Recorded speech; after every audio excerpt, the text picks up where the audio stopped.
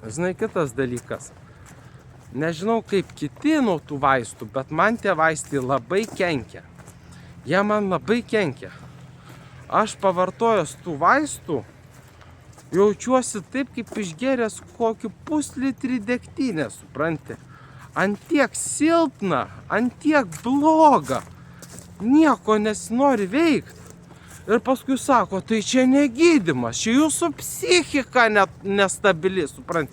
Čia jūsų psichika netobula, supranti. Jie įvardyja tavo gydymą kaip ligą, supranti. Tai taip išeina, kad tave maitinant tave šeriant tom tabletėm, tavo savijauta virsta liga, supranti. Ir taip išeina, kad tu susergi ne nuo savęs, o nuo vaistų, supranti. Tu galiausiai susergi nuo vaistų, supranti.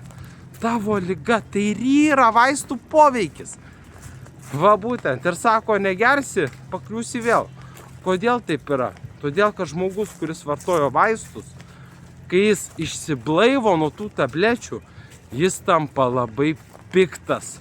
Todėl, kad tie vaistai ne tik, kad nepadeda, jie dar trukdo, slopina, galiausiai nebelieka jėgų.